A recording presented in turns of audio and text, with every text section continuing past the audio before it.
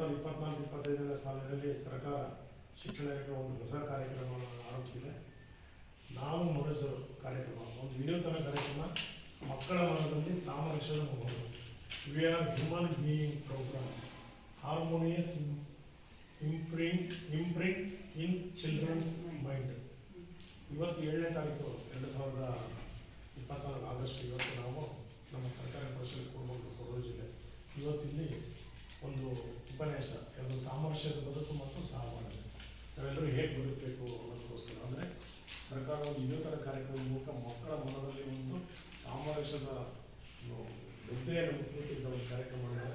ಇವತ್ತು ನಮ್ಮ ಶಾಲೆಯ ಸಮಾಜ ವಿಜ್ಞಾನ ಶಿಕ್ಷಕರಾದಂಥ ಗೀತಾ ಮೇಡಮ್ ಅವರು ಈ ಕುರಿತು ನಿಮಗೆ ಮಾಹಿತಿ ನೀಡ್ತಾರೆ. ಅದನ್ನು ಕೇಳಿ ನೀವು ತಿಳ್ಕೊಳ್ಬೇಕು. ಮೇಡಮ್, ನಿಮಗೆ ಮಾಹಿತಿ ಸಾಮರಸ್ಯದ ಕುರಿತು.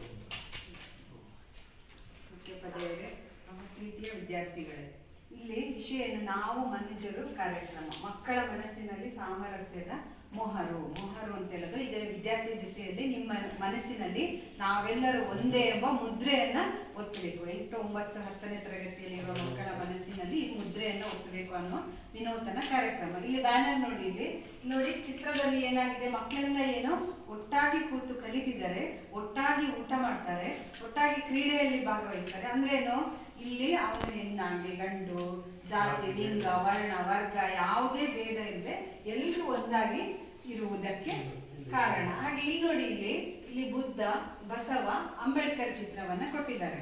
ಅಂದ್ರೆ ಕ್ರಿಸ್ತಶಕ 6ನೇ ಶತಮಾನದಲ್ಲಿ ಗೌತಮ ಬುದ್ಧ, ವರ್ಧಮಾನ ಮಹಾವೀರ ಮುಂತಾದವರು ಈ ಸಾಮರಸ್ಯದ ಒಂದು ಬದುಕನ್ನ ಹೇಳ್ಕೊಡ್ಲಿಕ್ಕಾಗಿ ಹೊಸ ಧರ್ಮಗಳನ್ನೇ ಪ್ರಾರಂಭ ಮಾಡಿದ್ರು. ಅದ್ಯಾವುದು ಅಂದ್ರೆ ಬೌದ್ಧ ಧರ್ಮ, ಜೈನ ಧರ್ಮ ಅಂತ ಹೇಳುವ ಧರ್ಮಗಳನ್ನೇ ಪ್ರಾರಂಭ ಮಾಡಿ ಈ ಸಾಮರಸ್ಯದ ಬದುಕನ್ನ ಕಟ್ಕೊಂಡ್ರು. ಹಾಗೇನೆ 12ನೇ ಶತಮಾನದಲ್ಲಿ ಬಸವಣ್ಣನವರ ಹೆಸರು ಕೇಳಿದಿರಲ್ವಾ?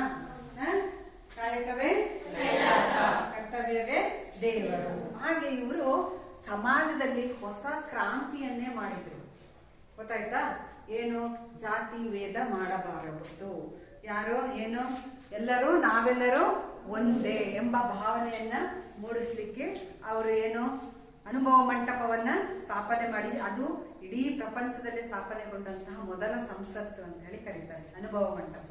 ಅದರಲ್ಲಿ ಯಾವುದೇ ಕೆಳಜಾತಿ ಮೇಲ್ಜಾತಿ ಯಾವುದೇ ಜಾತಿ ಭೇದ ಇಲ್ಲದೆ ಎಲ್ಲರೂ ಕೂಡ ಆ ಅನುಭವ ಮಂಟಪದ ಸದಸ್ಯರಾಗಿದ್ರು. ಹಾಗೆ ಅವರು ಎಲ್ಲರಿಗೂ ಸಾಮರಸ್ಯದ ಬದುಕನ್ನು ಹೇಳಿಕೊಟ್ಟಂತಹ ಮೂಲ ಪುರುಷ. ತದನಂತರ 18, 19ನೇ ಶತಮಾನಕ್ಕೆ ಬಂದಾಗ ಡಾಕ್ಟರ್ BR ಅಂಬೇಡ್ಕರ್, ಗೊತ್ತಲ್ಲ ನಿಮಗೆ, ನಮ್ಮ ಸಂವಿಧಾನದ ಶಿಲ್ಪಿಯವರು.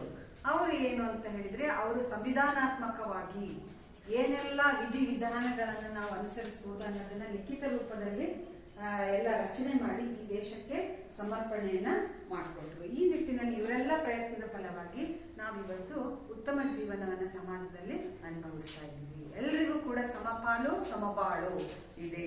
ಹಾಗೆ ಕುವೆಂಪುರವರು ಕೂಡ ಹೇಳಿದಾರಲ್ವಾ, ಏನೋ ಮನುಜ ಮತ ವಿಶ್ವಪಥ, ನಾವೆಲ್ಲರೂ ಮನುಜರು ಅಂತ ಹೇಳುವಾಗ ನಾವು ವಿಶ್ವದ ಜನರೆಲ್ಲರೂ ಏನೋ ಸದಸ್ಯರು. ಗೊತ್ತಾಯ್ತಾ?